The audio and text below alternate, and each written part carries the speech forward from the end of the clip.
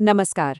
सोचिए अगर मैं कहूं कि अस्तित्व का सबसे बड़ा राज यानी चेतना का असली मतलब सिर्फ 12 छोटे से श्लोकों में बंद है। आज हम एक ऐसे ही ग्रंथ मांडूक्य उपनिषद के गहरे समंदर में उतरेंगे जो चेतना की असलियत को समझने का एक सीधा रास्ता दिखाता है। तो चलिए इस सफर की शुरुआत करते हैं एक ऐसे दावे से जो सच कहूं तो हैरान कर देता है। कहा गया है, मुक्ति के लिए केवल मांडूक्य ही पर्याप्त है। जरा सोचिए, सिर्फ एक छोटा सा ग्रंथ ही आपको परम सत्य तक ले जा सकता है। ये दावा ही हमें बताता है कि हम किसी मामूली किताब की बात नहीं कर रहे हैं। तो सवाल उठता है कि भाई इतना बड़ा दावा करने वाला ये ग्रंथ आखिर कितना बड़ा होगा। और यहीं पर आप जानते हैं पहला सरप्राइज मिलता है। ये एक बहुत ही छोटा ग्रंथ है जिसमें बहुत बड़े बड़े विचार समाये हुए हैं। ये जो पूरी गहरी फिलॉसफी है ना, वो सिर्फ 12, जी हाँ आपने सही सुना, सिर्फ 12 छोटे छोटे गद्य श्लोकों में सिमटी हुई है।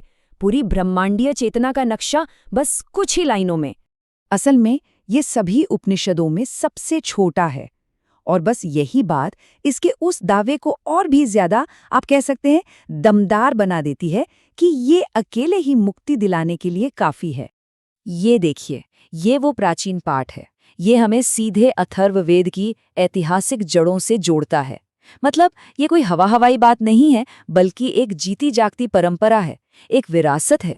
तो सवाल ये है कि आखिर ये छोटा सा ग्रंथ अपने इतने बड़े राज खोलता कैसे है। खैर, इसके लिए वो एक बहुत ही शक्तिशाली चाबी का इस्तेमाल करता है, एक ऐसी ध्वनि जिसमें सब कुछ समाया हुआ है, और वो है ओम। देखिए, मांडुक्य उपनिषद के हिसाब से ओम सिर्फ कोई मंत्र या आवाज नहीं है। नहीं, ये तो पूरी की पूरी असलियत का, रियलिटी का एक ब्लूप्रिंट है।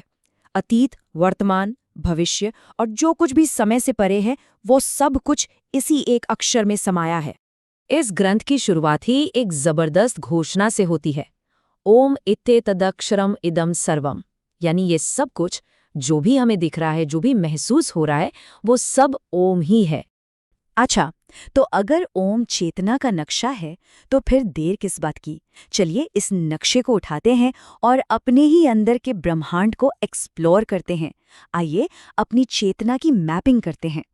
ये उपनिषद हमारी चेतना को समझने के लिए इसे 3 जानी पहचानी अवस्थाओं में बांटता है: जागृत अवस्था, स्वप्न अवस्था और गहरी नींद की अवस्था।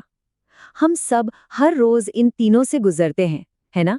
पर क्या हमने कभी रुक कर सोचा है कि ये असल में है क्या? तो सबसे पहली अवस्था है जागृत, यानी हमारी ये रोजमर्रा की दुनिया। यहाँ हमारा पूरा फोकस, पूरा ध्यान बाहर की तरफ होता है। अपनी इंद्रियों से हम दुनिया को देखते हैं, सुनते हैं, महसूस करते हैं। फिर आती है दूसरी अवस्था, स्वप्न। यहाँ हमारा ध्यान बाहर से घूमकर अंदर की ओर चला जाता है। ये हमारे विचारों की, हमारी कल्पनाओं की और हाँ, हमारे सपनों की एक अलग ही भीतरी दुनिया है। और फिर आती है तीसरी अवस्था, सुषुप्ति, यानी गहरी नींद। और यहीं आकर मामला और भी गहरा हो जाता है।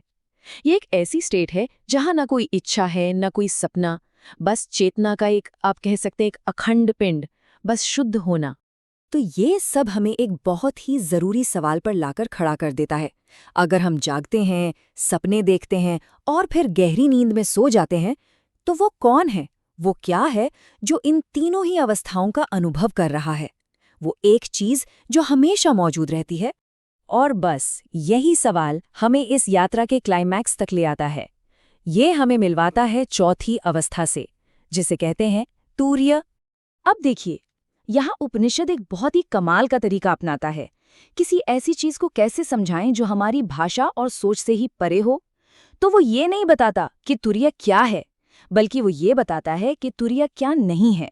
जरा इन शब्दों पर गौर कीजिए। अदृश्य, जिसे देखा न जा सके; पकड़ से परे; अकल्पनीय, जिसकी कल्पना भी न की जा सके; अवर्णनीय, जिसे शब्दों में बांधा ना जा सके।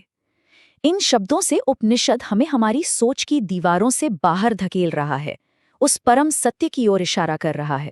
और आखिर में तूरी को बताया गया है शांत, शुभ और अद्वैत। अद्वैत मतलब जहाँ कोई दूसरा नहीं है।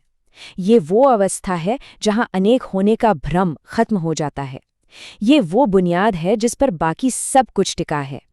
और फिर आता है वो सबसे बड़ा खुलासा, श्लोक 7 का सार वही आत्मा है और उसे जानना है। मतलब ये जो परम अवस्था है, जो हर अनुभव से परे है, वो कोई बाहरी चीज नहीं है, वो हम खुद हैं, हमारा असली स्वरूप, हमारा स्व। तो ठीक है, अगर तुरीय ही हमारा असली स्वरूप है, तो इसका मतलब क्या हुआ? बस यही सवाल हमें इस यात्रा के आखिरी और सबसे गहरे पड़ाव पर ले जाता है, यानी हमारे अपने स्व और इस पूरे ब्रह्मांड के बीच का रिश्ता। इस आखिरी बात को समझने के लिए हमें दो शब्दों को समझना होगा। पहला है आत्मा, यानी हमारा व्यक्तिगत स्व, हमारे अंदर की चेतना, और दूसरा है ब्रह्म, यानी ये पूरी ब्रह्मांडीय सच्चाई, इस पूरे अस्तित्व की चेतना, हर चीज का परम आधार। और यहीं पर उपनिषदों की सबसे बड़ी घोषणा होती है, अद्वैत वेदांत का मूल सार, कि ये दोनों, आत्मा और ब्रह्म, अलग अलग नहीं हैं। वो दो है ही नहीं, वो एक हैं। और इस उपनिषद की सबसे आखिरी पंक्ति इसी परम ज्ञान के नतीजे को बताती है कि जो ये जान लेता है वो अपनी आत्मा को परम आत्मा में विलीन कर देता है। सारे भेद, सारे अलगाव खत्म हो जाते हैं। और ये पूरी यात्रा हमें एक आखिरी और बहुत गहरे सवाल के साथ छोड़ जाती है। एक ऐसा सवाल जो मुक्ति का ही दूसरा नाम है, कि जब बूंद वापस सागर में मिल जाती है तो पीछे क्या बचता है।